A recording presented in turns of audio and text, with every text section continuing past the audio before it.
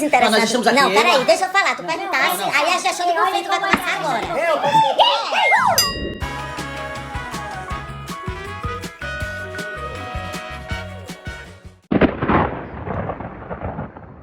Estamos reunidos aqui, eu, Armando, Mariana, Marcelo e Érica, para falar sobre o dia a dia na universidade. Vai, Mariana, fala aí. Não, eu acho que uma questão interessante para a gente discutir é a questão...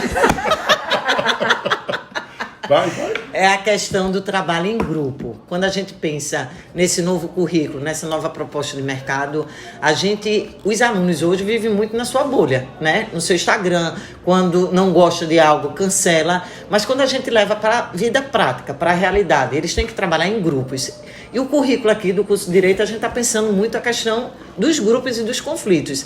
Eu saí agora de uma aula que o menino disse que não suporta mais o grupo dele. Aí eu disse, eu que vou resolver? Isso não cabe a mim. Então, quem é que vai resolver? Érica, tu faria como isso aí? Não, na verdade, eu começo ajustando a fala, certo?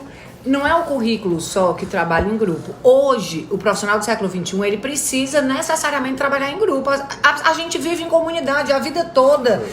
E outra coisa, a gente deve entender que um complementa o outro. Mas quando eu digo assim, um currículo da gente, eu ratifico, é a tua fala. Não é só aqui. Mas Sim. A universidade tem esse papel de trazer essa discussão de grupo para dentro da sala de aula. Porque lá ele está no conforto. Sim, porque quando ele sair daqui, ele vai ter. E hoje, assim, a capacidade técnica, ela é muito menos considerada do que a capacidade relacional.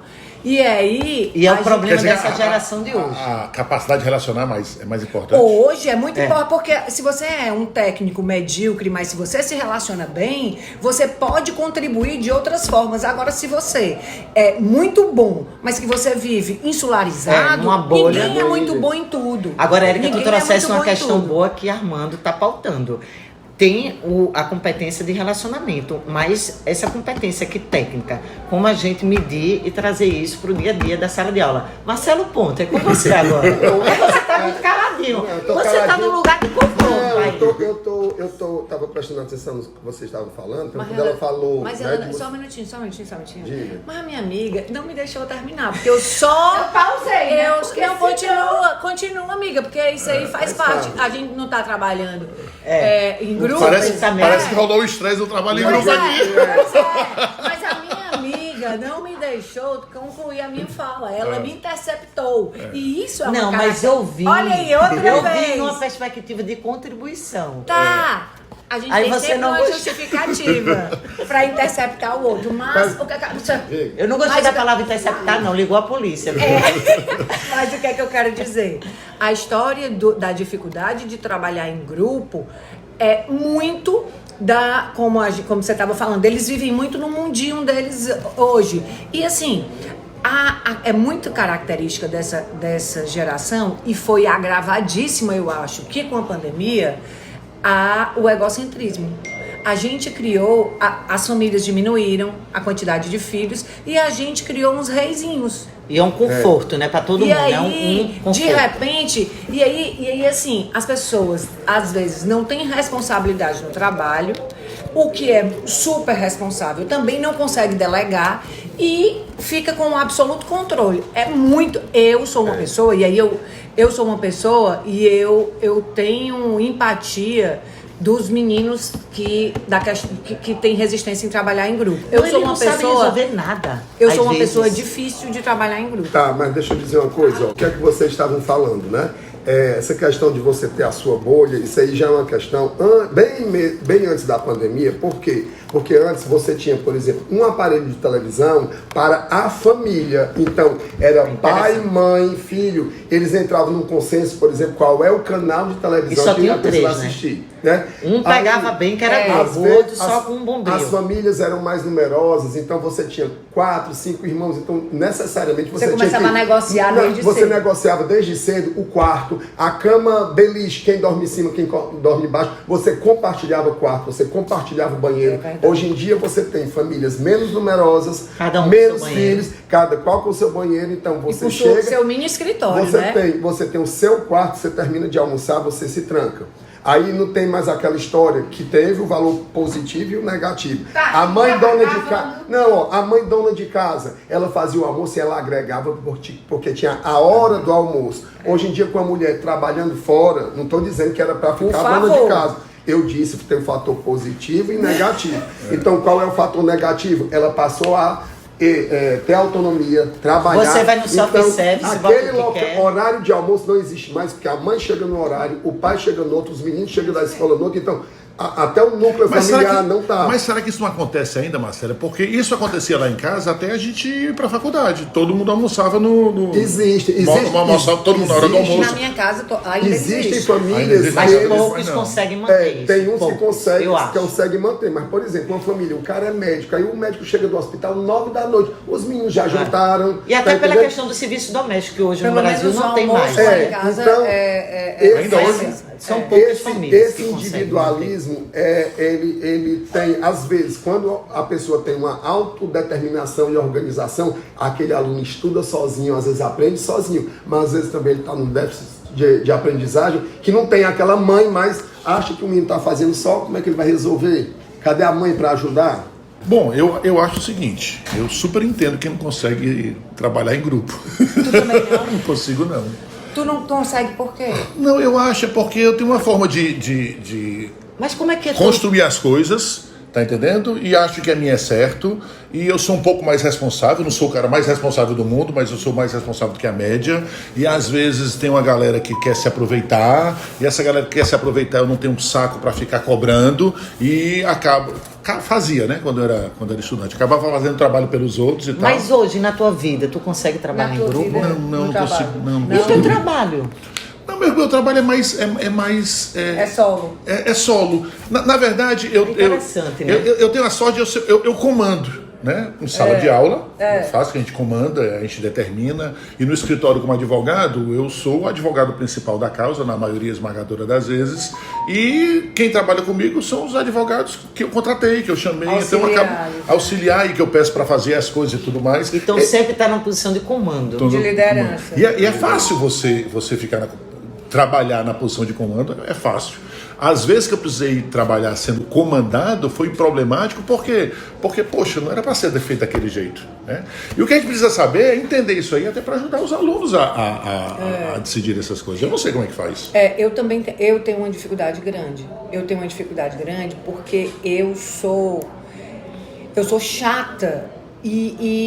Perfeccionista. O eu acho que perfeccionismo meu às vezes me é um incomoda. perfeccionismo chato mesmo. A Mariana olhando pra minha cara, sabe? E tu olhando pra mim. Qual o seu, engraçado, Não, mas é qual o porque, seu assim, defeito? Eu sou perfeccionista. Não, mas eu sou chata, mas isso não é Mas eu acho que vantagem. isso também é uma Mas característica, inclusive nos livros que eu tô lendo sobre a mulher na sociedade, eu acho que a gente, Érica, se cobra muito. Eu vejo dados de pesquisa, tipo, o homem vai fazer uma seleção no currículo, no estágio. Ele tem 60% ali dos pré-requisitos, ele manda o currículo. A mulher não, ela tem que ter 100% para ela mandar. E é um perfeccionismo que eu acho que é de uma carga que tem do papel da mulher na sociedade, que a gente acha que a gente precisa fazer perfeito. De repente você tem uma cobrança nas costas, eu tenho, que Armando não tem. E nem Marcelo são perfeccionismo. Eles vão levando. O que é que acontece? E eu tô lendo também a Ruth Manos, esse livro dela, que é As Mulheres Não São Chatas, Elas Estão Exaustas. Nesse livro, ela tava falando, por exemplo, de que o nosso sobrenome é culpa. O sobrenome da gente, a gente carrega uma medalhinha que é chamada culpa. Então, eu acho que eu a vida toda tive desde sempre eu tenho. E eu tenho pavor a ser chamada a atenção. Eu não gosto de ser chamada a atenção. E de repente a mulher tem muito mais isso. E a gente tem muito mais isso. E aí, a gente, no contexto de trabalho em grupo, que era o que a gente estava falando, no contexto de trabalho em grupo, para que eu não fosse chamada a atenção, eu queria que as coisas acontecessem no meu tempo e do meu jeito. Eu quero. Não queria, não. Eu quero. Estou me trabalhando. Porque é muito difícil e às vezes... Não, e outra coisa, por isso é exemplo, uma sobrecarga enorme de trabalho. Porque por exemplo, você acha que só você sabe fazer. E aí eu vou expor a intimidade das partes. Eu e Mariana, a gente trabalhava junto. E eu e Mariana, a gente não tem... É difícil. Eu tive um problema em trabalhar com a Mariana por um aspecto. porque eu queria que as coisas fossem do jeito que eu achava, ela queria que fosse do jeito que ela achava, mas só que E tinha um embate de duas personalidades fortíssimas, e apesar de eu amar a Mariana, achar que I love you. I love you I too. love you. E se vocês fossem alunos, como é que seria Pois vocês fazerem eu uma fico atividade querendo de professor? ajeitar, mas olha, eu fico querendo ajeitar a Mariana o tempo todo. Mariana, o cabelo. Mariana, Ela é não sei minha o quê. mãe, não, ela tem essa função também. Aí- Além da relação de amizade, ela é minha mãe. Né? Aí Aí ela adora me Como tu deve arrumar. se vestir, é? Como Aí, deve assim, fazer? isso é um problema. E aí eu corro o risco, por exemplo, de ter contribuições excelentes, porque a Mariana tem uma outra pegada da sociologia, diferente da minha. E eu tenho também... Isso é uma boa discussão aqui Pois no é, próximo passo. pois As é. áreas diferentes, os saberes diferentes, as Pois competências diferentes. Eu tenho duas... Olha, o que é que eu comecei?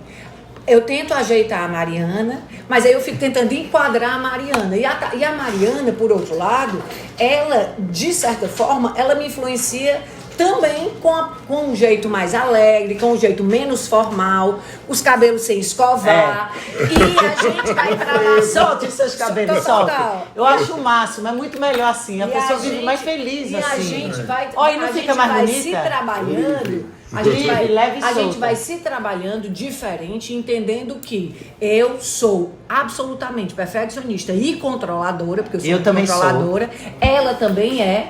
E Mas a eu tenho gente- os cabelos assanhados. e aí assim. Ela é perfeccionista, sério, de uma outra perspectiva. Aí a gente consegue, a gente tem conseguido viver e as coisas vão enriquecendo, vão sendo enriquecidas.